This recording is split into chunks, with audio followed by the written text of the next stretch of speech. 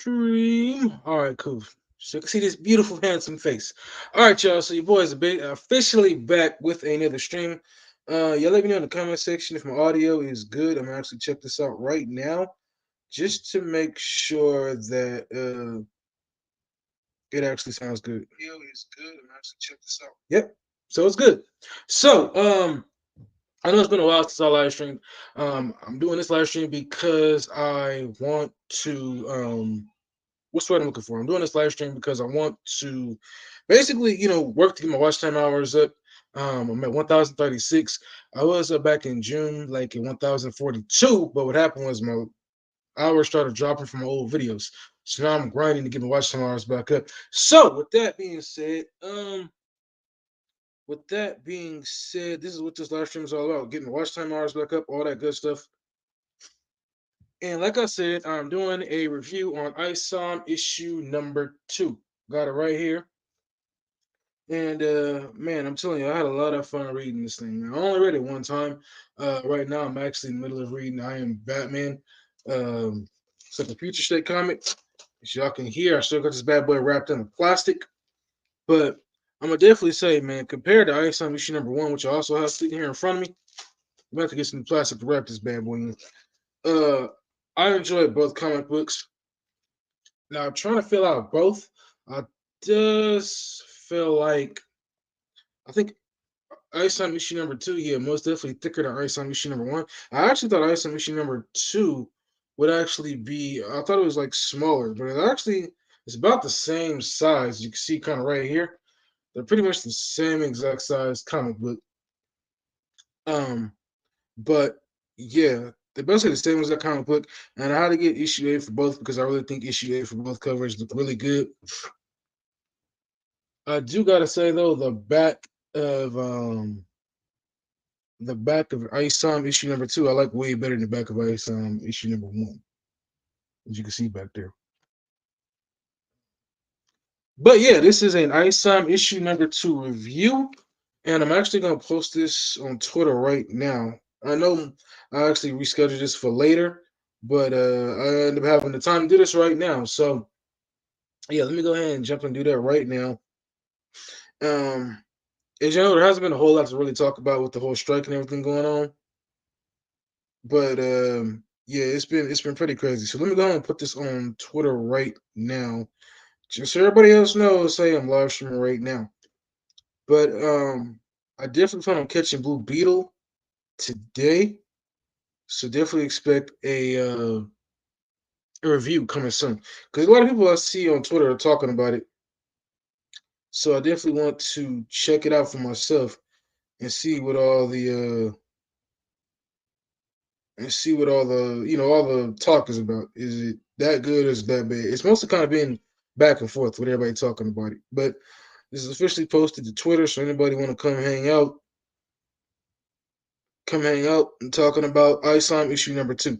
So the first thing I want to point out about Isom issue number 2 is Isom issue number 2, way better than Isom issue number 1. Issue number 2, um, I just feel like there's a lot more going on. Actually, I'm not gonna say I feel. I know there's a lot more going on in this issue compared to issue number 1. So let me focus on the issue we're here to talk about.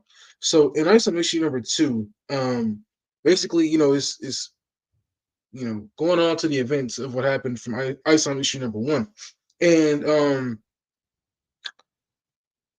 Rippa, well not Ripper, I'm sorry, Isom, um, is basically having to deal with a lot more stuff in this issue. There is something that I did want to talk about. I did want to bring up because Eric July did say that something that's been forgotten about is the street guys, the people um, that are street level, I guess villains is what he was trying to say, not otherworldly space villains. It's like the street level guys have been forgotten about because the focus has been put on the otherworldly villains. You know what I mean? And my thing is, this book going from Isom issue number 1 to Isom issue number 2 is basically going from like a street level guy to a otherworldly character, and it's like I'm a little confused, a little thrown off because I don't understand how we went from we're going back to the street level to now these monkey, weird, ape-looking creatures. But basically, in this issue, man, Isom uh, basically is dealing with the events from the first book, and so he comes home to his ranch, and his ranch has basically been not broken into, but basically the door that was left open by his helper was he sees it, and he goes in and checks it out, and he finds these weird monkey looking creatures. And so, as y'all can see here, we got the weird monkey looking creatures. And basically, they basically kidnapped his helper. I forgot what the helper's name was, but they kidnapped his helper, and they tell him that they know what he is, and one of the guys manages to scratch him on the shoulder. And that's something else I wanted to talk about, which is Isom's powers. We don't really find out a lot about what Isom's power is in this book. I think we know one of them is super strength. The other one has to be healing, because I believe right after all this happened, the next day, he goes to see a friend, and this is Gooding, and he gives him some ointment to put on his burns. Right, this guy is like he's basically like a fireman slash a bunch of other stuff all at once. It's really crazy what this dude can do. And basically, he uses these drones to help put the fire out at Isom's ranch. And yeah, he has like I guess he has healing, and he has what's the other one I said? Super strength. Those are my two main things I noticed about Isom. Now I did notice in this first off the first cover, and off this one here, and the latest, what is it? The latest one of the other covers, I think it's issue B. Isom looks a lot bigger and swole in that on that cover compared to these ones. So I don't know if this dude can Hulk up like the Incredible Hulk, or somebody just drew him like that and they slapped it on the cover. I'm a little confused. What's up, Puma? It's not too much, man. Just trying to get this review going. So I'm gonna kind of be all over the place, man. So bear with me here. But basically, his ranch, the one of the parts of his ranch gets sets on fire, and he basically gets this guy Gooding to help put it out. Like I said, he's like a fireman slash a bunch of stuff. And I don't know. His character was cool. His character was cool. But the other thing I want to talk about in this book is the Alpha Core. As you can kind of see here up in the corner, they have a floating headquarters, and somebody made a example how they compared the Alpha Core to, I don't know which Superman movie it was. Maybe it was the second one.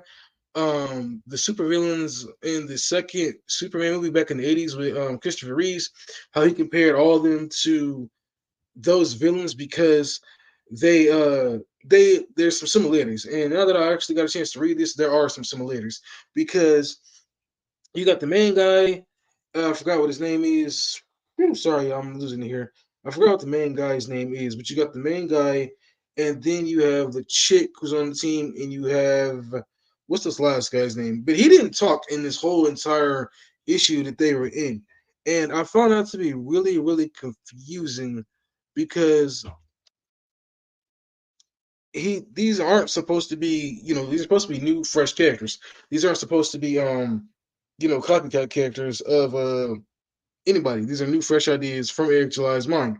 And I'm sitting there looking at this, and they do kind of come off a little bit as those characters in the Christopher Reeve Superman movie, because you got the main guy who's talking, the chick on the team, same as the movie. You got the last guy who doesn't say a word in this entire part, and is really, really throwing me off here. You know what I mean?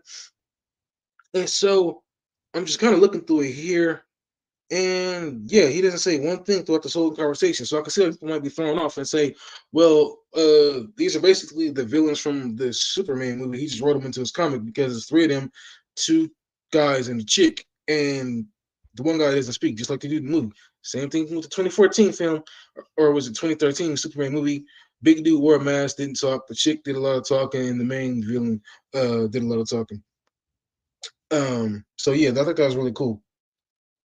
So what's going on, nerd culture? So yeah, basically what this guy is, he says Gooding Services. Basically he's a medical response, fire extinguisher, criminal investigation, and much more. And of course they have an ad for his services in this issue. So like the last one had an ad for the for his actual wife that does, I guess, jewelry and stuff. This one has basically an ad, but it's for Gooding Services. And there's a lot going on in this one compared to the last one, man. So in the beginning of this book, what's the guy's name? What's the guy's name? What's the guy's name? What's the guy's name? I forgot this dude's name. I'm sorry, y'all. I'm forgetting characters' name like crazy. I'm reading the other stuff, so people's name in this book is not really remembering. But basically, the black dude from the first book, I forgot this dude's name, but basically he shows up to the sister's office, and in this issue, he's basically trying to get the sister to give up information of her brother's whereabouts.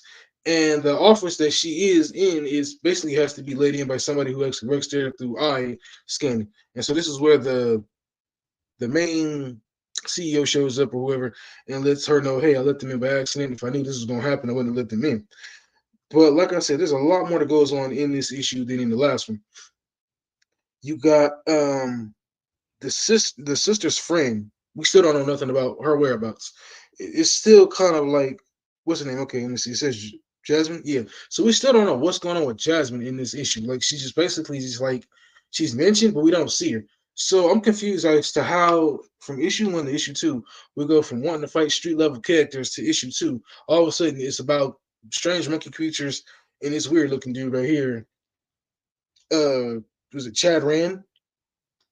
And I'm gonna talk about the elephant in the room right now. Like I said, I'm going all over the place, so kind of bear with me here. It's been a while since I've reading this. Fontaine, thank you. Yes, that's the guy's name, Fontaine. So Fontaine, he's in her office and he was trying to basically get some information out of her on the whereabouts of her brother. And of course she doesn't give him up or anything like that because she doesn't really know what he's up to. But one thing I did want to talk about was, like I said, the elephant in the room, which was why Isom quit. So in this issue, we don't um find out the exact time. We just know it was years ago. And in this book, it looks like it was at some type of some type of convention because you see people dressed up here at the bottom. And so Isom goes to save him, right? And this is where we get Chad Rand showing up. Now, as y'all can see here clearly, I'm trying to put this for y'all so y'all can see it. Turn it, turn it, turn it. There we go. As you can see, man, I don't know. Maybe it was a mistake, but as you can see, the detail over here with Chad Rain, excuse me, and the detail on the front are two very different things, man. On the cover, he looks badass. But here in the actual book, um, it's just something about it that just looks really off. Sorry, I'm kind of messing up here. That just looks really off. And it's just kind of bugging me, man, because he just looks like his arms look a little too weird. He doesn't look as detailed as he does in the actual book. But basically, what happens is he gets a hold of this girl for no reason at all. And Isom is trying to kick his ass, and it's not working. None of the hits are having any effect on him. And he basically kills this girl, and that basically is the reason why Shadowrant kills the girl, and that's basically the reason why um, Isom decides to stop being a hero. And so that's the elephant in the room as to why he quit. And I think it's a good reason, obviously, because something like that could really mess you up. You're so used to saving lives, you're not used to dealing with the fact that somebody could actually end up, dying on your watch. And so it happens and it messes him up. And of course, he's talking to his psychiatrist and he's explaining to him, the situation. And I can understand why he quit. But like I said, going from the first book, which is street level, to this one, which is not street level, this is going into a whole different other territory. It just doesn't really make much sense, and we are left with more questions than answers in this book. And like I said, the biggest issue I had with this one was just the drawing, man. It looks so weird. I'm trying to show y'all again. So here we are. And turn it this way. So I'm gonna show y'all again. This is the drawing of the character here on the other side. And as you can see, there's not a whole lot of detail into his character compared to the main cover, which he looks really cool. What's going on, man? What's going on? So, the other thing in this story is we also get a. Let me see. We don't get much about this character, but let's go ahead and talk about this character. Let me see. Let me see. Let me see. Let me see. Let me see. What is this guy's name? I gotta remember what this guy's name was. Santuan. So Santuan is back, but a lot of people are saying that he doesn't look as big or as muscular as he did in the last issue. He just looks kind of small. And he basically quits working for Fontaine. He basically just says screw it because Fontaine. I guess he's trying to get more money out of Fontaine or Fontano, and Fontano's like, "No, you're gonna give up what you know." So he says he quits. And there's another character in this book, but there's not much really going on. There's another character in this book. He kind of gives me Rock slash Stone Cold vibes. And I'm gonna show you his character right now. And he's Larry. His name is Larry Shungite. I ain't gonna lie, I don't know about some of these names that Eric's like came up with, but Larry Shungite, this is the character. And I did see my review. He kind of gave me Rock slash Stone Cold Steve Austin vibes. And as y'all can see right here, that's the character right there, Larry Shungite. I don't know, man. The name just kind of throws me off there, but he kind of looks like the Rock slash kind of gives me a Stone Cold Steve Austin feel. But anyway, moving forward, so the owner or the CEO of the company, he has a meeting, right? And at first, I couldn't tell who the chick was.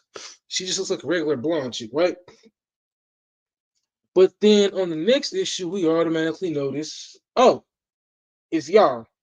And so I'm kind of thrown off here about what Yara's intentions are or what she really is. Like I know she's, I guess, some otherworldly character, but I don't understand exactly. Like she's like a consultant for this company, right? This what is the name of this company? She's a consultant for this company called Projex's founder, and I guess she's trying to. As you can see, she kind of got the nefarious smile right there at the end. So something's up. Something's up.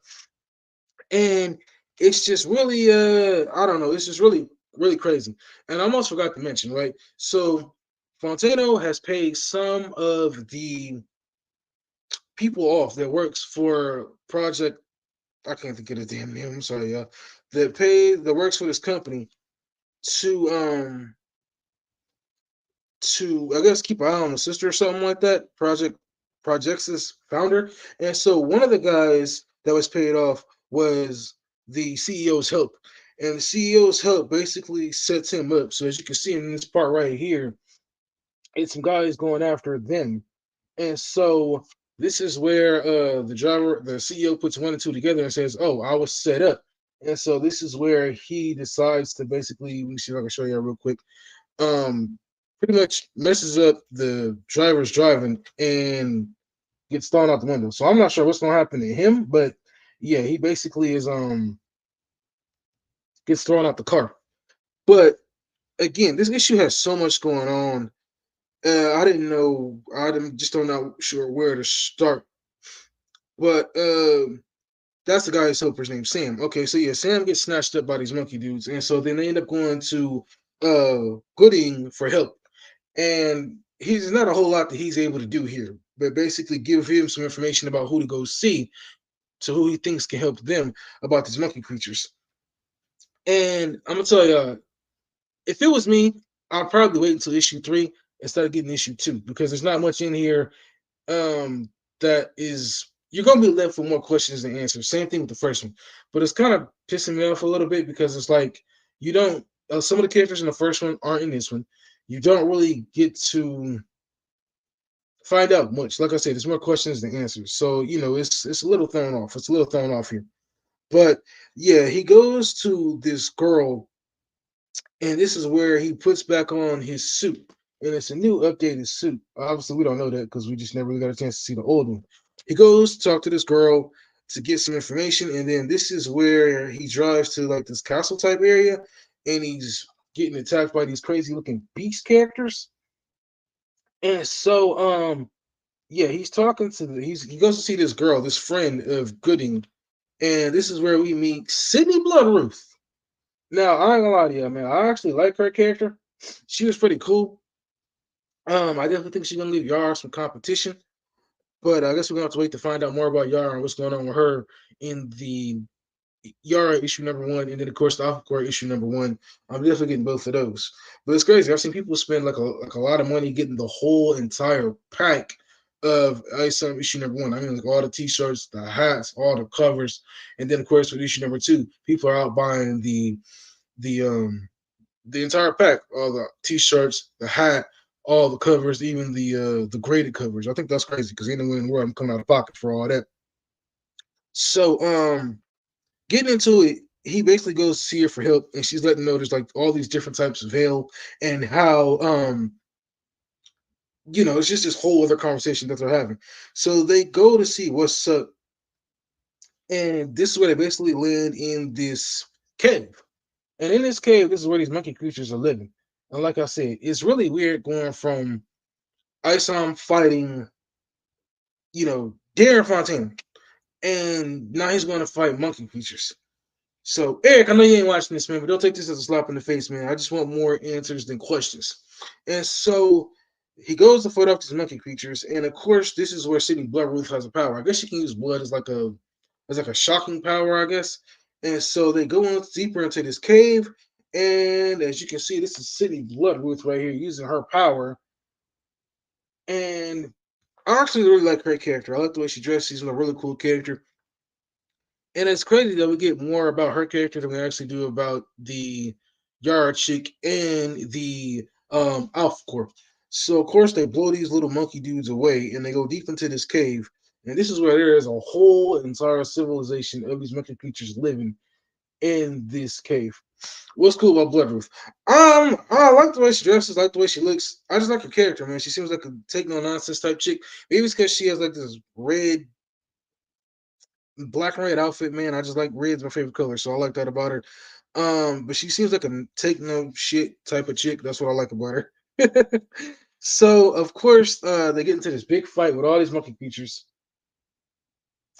and this is where it leads us to the help. I'm gonna skip past all this. And this is where it leads us to the help. So this is where you see Sam. He's been held in this cave, right? And of course, some of the people in this cave are already dead. And so I'm gonna show y'all in the next issue, right? I mean, the next page. There is something on Sam's back. I'm not sure what the monkey creatures did to him, but there's something on Sam's back. Let's see if I can show y'all real good. Right here. Something on Sam's back, like a mark. So I'm pretty sure we're gonna find out more about that in the next issue. And then they managed to get away,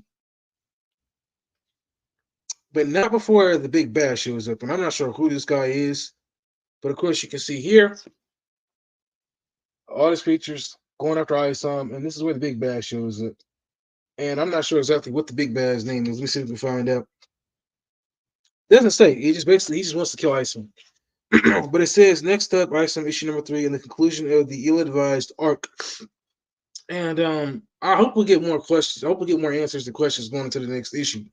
But overall, I'm gonna probably get this issue looking back on it probably a 7 out of 10, because there were some things in here we didn't get answers to compared to Isom issue number 1, which is some of the characters, like the people in the club. What's going on with the sister? I'm thinking there's more to her than meets the eye. Let me see. The first book should have been a full, complete story arc. You know what? You ain't lying, man. You aren't lying. But like I said, I hope we're able to find out more going into the next issue. But I did enjoy issue number 2 compared to issue number 1. I am curious about this whole Chattering guy. I thought he probably would have made an appearance again. Obviously didn't. We don't know much about him or where he came from. We just know that this is why Isom quit, because he tried to save this girl and her friend. The friend got away. The girl didn't. She got killed. And now, he's basically trying to come back to being a hero again. And of course, when he eventually gets back to regular civilization, of course, he's going to have to deal with Darren Fontano and, his sister and the issue with that. And let me see what else is there here to talk about. What else is there here to talk about? So yeah, I guess there's like an Iron Man type robot that this guy has, and you can kind of see here, Gooding has like an Iron Man type robot where they're able to fly on him to the office. So that's a small little thing I wanted to bring up. And basically, the wife of Sam has been worried about his whereabouts because normally he calls in or checks in, and he hasn't been checking in. And of course, we get more information as far as like there's some, I guess, weird alien creatures out there living amongst this world. Um, as you can see, there's one right up here, one down here. So yeah, we're getting some confirmation that there's some weird alien creatures in this world, but that's really all about it. Like I said, we don't really get much about Isom as far as his other powers. I'm guessing super strength and healing, like I said earlier. And then, of course, he's not happy because he has to drive a truck, where I guess other heroes get special vehicles and stuff. And what do y'all think about the issue so far? Have any of y'all gotten it yet? Like I said, it's going from street characters to these otherworldly monkey creatures, and it's just a really strange thing, man. Because like I said, I was rolling with it when it was in the first issue, and then as soon as we get to this next one, it's about monkey creatures and just otherworldly hills and stuff like that. So it's throwing me off for a loop. So any of y'all have had a chance to read this, y'all let me know what do y'all think about this issue. Have y'all been enjoying it? Did y'all buy all the covers or some of them?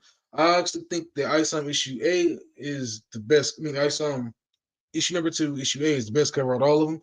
Next to cover D, I believe. But like I said, it's a huge change of pace compared to the second one. And let me see. I'm looking through issue 1 right now. Looking through issue 1 right now. So let me see. Um, Let me see. I'm trying to find something in here. Do you remember what the main guy's name was? Because I forgot that damn fast. And I'm talking about the hero, not Isom, but his regular government name. I forgot that damn fast. But anyway, yeah, I definitely think issue 2 is better than issue 1.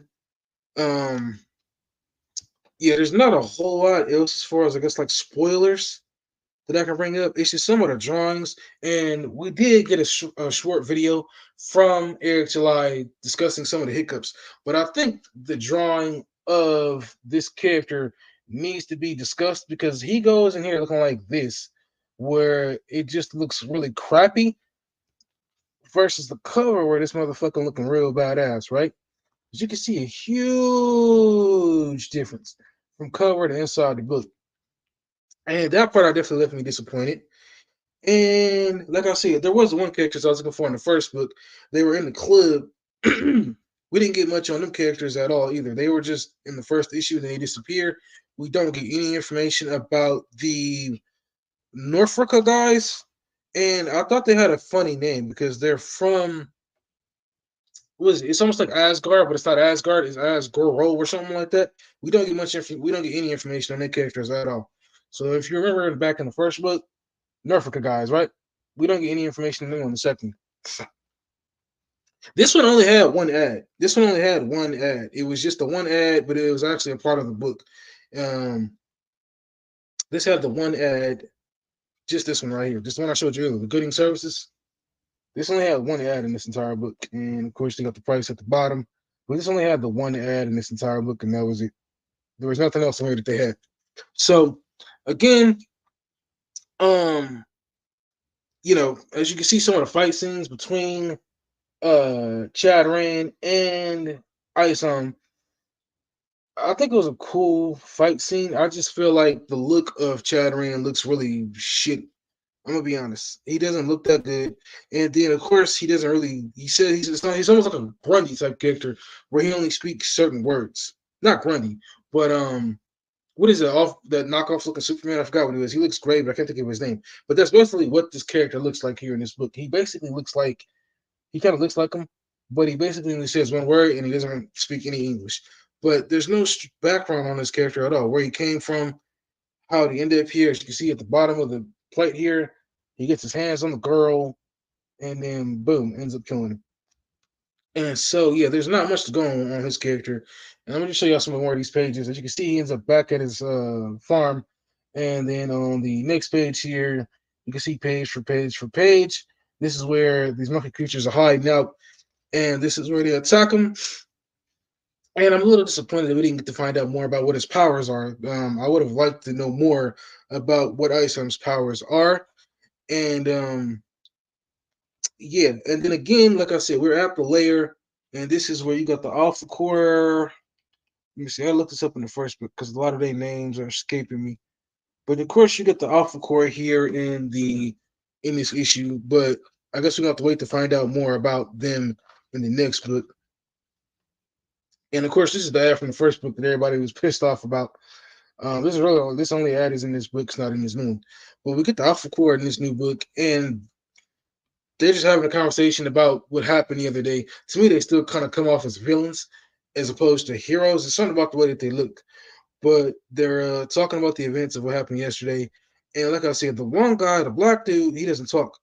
But something's up because I guess it looks at the bottom here. They got, as you can see, the dude's kind of watching them, and then you got him on. You got Isom on camera down here. So, uh, that's something else we didn't get. That's something else that didn't get talked about. What's up? Like, were they telling him? Do they know that he's Isom? Like, I don't know if this world is like Superman, where he doesn't wear a mask, he doesn't flip his hair, he just looks like regular dude in a costume. So I don't know how nobody knows who he is.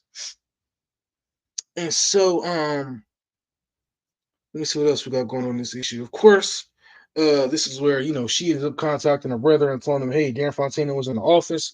He slapped me, and he's like, I'm gonna have to deal with that later. I got more important issues going on." And yeah, there's a lot of stuff in here. We're gonna have to wait to find out until the next issue. And I hope all the answers. I hope we get all the answers in the next one. Because if we still left with more questions, the answers going into the third book, I may not get the fourth. And I know in the future books, Yara and Alpha are pretty much going to be set apart from this whole storyline. So they're going to be their own books where we find out more about their characters. I just want to know why the one dude don't talk, because everybody's comparing him to like the Superman characters, and it's hard not to say that they don't remind you of them because of how they are. The main dude talks, the chick is there, and the last guy don't say nothing. So that's just my opinion on that. But y'all let me know, man. What do y'all think about Isom? What do y'all think about the book so far as going from the first book to the second one? I did like to hear y'all opinions on it. Is there anything else in here that needs to be said? Let me see. Not a whole lot here at the end. I am, like I said, there's so many questions. Who is this big dude right here? We don't know who this is. I want to know more about his character. You know what I mean? Like, we're gonna have to find out in the next book. And of course, at the end, you got some of the awful core drawings, and y'all both of these are coming out this year. But make sure you hit that like button. Make sure you hit that subscribe button. I'm trying to see if there's anything else. We do get a lot more of the world in this book. As you can see, the arena here in Obertonic Arena. You get more of the world in this book that you get to see here. A lot of stuff we didn't get to see in the last one. Um, what else is there to talk about for our spoilers? You can see these monkey creatures pretty much burn themselves up. They burn themselves up, and this is where he's left injured, and he has to get medical attention. But like I said, he has some type of healing ability because obviously his burns healed up real quick. So healing and super strength are the two powers I believe Isom has. And yeah, I saw the cover. Of course, we got the different names: Sidney Bloodworth, Gooding, and Chad Rand. I don't know about this character's name being named Chad Rand. I think he could came up with a better name for that character. It just kind of sounds a little whack. And then you got Gooding. It kind of reminds me of Gooding Cuban Jr. But I definitely think these some of the names are a little corny. But that's basically the reasons why I some quit. And of course, I get this. Yeah, so I showed y'all some of the pages as far as what else is going on. But I just want to ask y'all if any of y'all read it, what do y'all think about it so far? Do y'all like it? Do y'all hate it? Do y'all plan on buying issue number 4? What are your thoughts on it so far? Again, I just think that I think that they need, I don't know, I want more answers than questions. You know what I'm saying? Like, going into this next issue number 3, we gotta have all this answered. This is a whole end to this ill-advised arc. We gotta have more answers than questions, because it was cool. I give it a 7 out of 10 looking back on it right now. But I definitely want more questions and answers. And I know I was watching Poonfist's video, and it's kind of funny because he was saying how somebody said that he didn't, actually I didn't know what he was doing. He was basically trying to make this all up as he went along, or he was basically what's the word? Or he was basically waiting on fans to come up with theories to come up with a story. So I thought that was kind of funny. But again, I think it's cool book if you're interested, because a lot of books out right now, you have to jump in the middle of it and don't know where the story goes. This book, there's only 2 books in this whole entire series right now. So at least when you jump in, you're able to read it and find out what's going on from the jump. But y'all let me know, man. What do y'all think about this book so far? What are your thoughts on it? Did y'all like it? What didn't y'all like about it? I know there's been some discussion about the trucks. We get more trucks in here, more vehicles, more cars. different things like that. Different things like that. We get more characters. We definitely get way more characters in this book than I can cover on. But I'm like I said, I'm curious about what is Yara's intention. She's like a she's working for this company. Um, but I always thought maybe she was an otherworldly character that didn't involve herself with humans. That's just my guess from the first one. So I'm curious about what is she doing with them. Um, what is going on with these monkey creatures that are living underneath the earth or living in this huge cave? Why haven't they put on some full on assault attack on Earth? They just don't seem like they have a mind of their own. They're controlled by somebody else. Dan Fontano has still got the sister. We don't know nothing about what's going on with her. Um, since Alpha Core have been watching Isom, do they know who he really is? His secret identity, since they got this dude on video. And if they've been watching him, how come they didn't help him go fight the monkey creatures or something like that? There's handful of questions in this book that I appreciate it, man. Thank you. So I'm really curious about what's going on with these characters, what's going on with these stories, because we're getting a lot of questions, but not a lot of answers. And like I said, I can understand the reason that Isom quit because, you know, a girl died on his watch from this otherworldly creature named Chad Rand that we don't get a lot of background about. And that could be enough to damage you to make you want to quit if you're not used to dealing with that kind of thing. And so, actually, let me see that page. Let me see that page. Let me see that page. Because there's a lot of things I actually have questions about. So, if you go back to that fight versus him and Chad Rand, let me see if I can find it. If you go back to that fight, right, in this issue, as you can clearly see, he has a regular haircut, right? But if this was years ago, on the cover, he got a fro. You know what I mean? And then on the cover of the first one, he got a fro. So I can understand if the fight he had with Chad Rand was years ago and he had a fro, and then maybe years ago later he cut it, or maybe he just grew a fro then decided to cut it. But I'm just confused as to how he has a fro fighting Chad Rand, and then the fro was gone and he has a regular cut. It's little nitpicky stuff I'm nitpicking here, but that's just my opinion. But as you can see, this whole other world here full of these monkey creatures, and where have they been this whole entire time? Why have they jumped up to attack? They obviously have a leader in this big monkey dude, and then you get a chance to see some of Sydney Bloodroot's powers here, which I think is cool. Um, and then Sam got this mark on his back. Like I said, we're gonna have to wait to find out what happened. But obviously, as you can see in the top part right here, Sydney can use, obviously blood is not just her name. She can use blood as a power. So she uses blood as a power. And yeah, that's basically pretty much about it as far as what she can do. She uses blood as a power. She has some more right here. But overall, man, I mean, I was happy to get my hands on this. Like I said, I've seen people post on Twitter. They've spent like a whole shitload of money on Isom too, whether it's been buying up all the covers, everything, man. I just think that's really crazy. People spend so much money on this stuff. Like I said, all I wanted was just the one issue, and that was it. I know he has a deal going on. If you buy a hat half off, or you can get a hat half off if you buy something else on the website or something like that. But I'm good. I just wanted the issue. Um, so yeah, that's just basically left with more questions than answers. And I'm trying to see if there's anything else to go on here in this book. Let me see.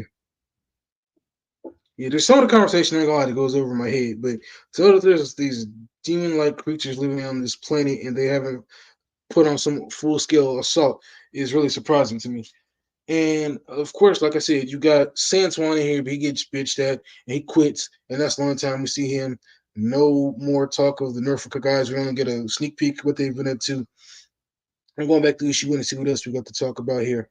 Um, there's not really much from issue one to issue two that is really all that different. Like I said, the Norfolk guys, you don't get to hear anything more about. A lot of these other characters are just kind of like small time in this book that don't really bring anything to it. And what I mean is, like, you got Fontano. I don't know, man. It just bothers me. How do we go about?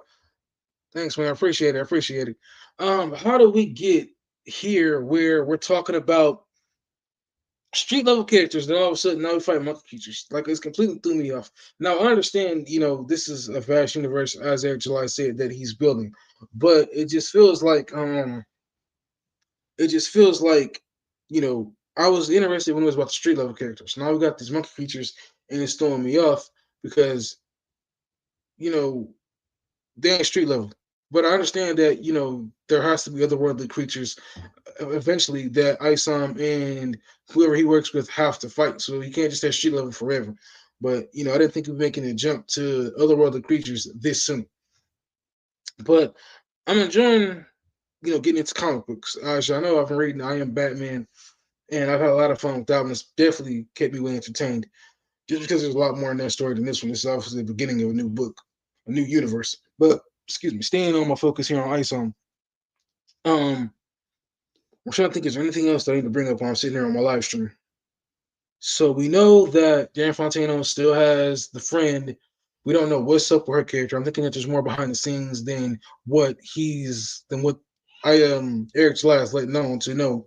And of course we got the Alpha Core, and we don't know what's up with them except that they're just monitoring what happened the other day.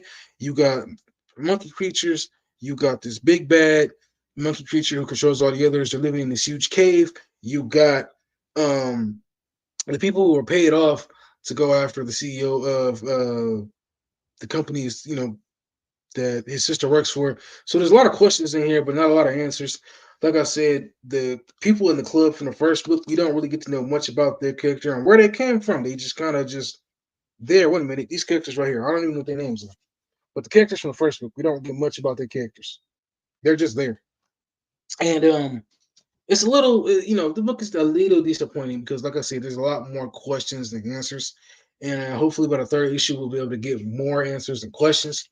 But I just wanted to go ahead and do this live stream and just talk about this because um, it's just something I wanted to do, but I wanted to wait until a lot more people got their hands on the issue to be able to, hang out and we can do this live stream and talk about it.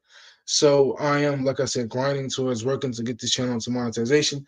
As far as making videos, I mean, I'm gonna keep putting out videos. There hasn't been a whole lot to really talk about with the strike going on. I know everybody's talking about the Blue Beetle movie going on right now. I know everybody's talking about the what else is it that's going on? Marvel and DC, just how they have been looking good. I think Blue Beetle is probably looking to undersell instead of go up. But I'm gonna definitely check that movie out. I'm trying to see it today. Definitely expect a review. And that's really all I got for this live stream. I kind of want to keep it shorter than my other ones. I might do a live stream on the Batman comic book that I'm reading, and I might do a live stream on the other anything else that I might pick up and read. So yeah, definitely stay tuned. But I'm gonna go ahead and end this live stream right now. Again, Isom issue number 2. Y'all let me know in the comment section below what do y'all think about it. And of course, still got my Isom issue number 1. That's another thing. I've seen a lot of people put a lot of this stuff up on eBay for almost $600, $700, $800, especially the ones that are signed. So y'all let me know in the comment section what do you think of Isom issue number 2, and I'm catch you on my next live stream. About to end it right now.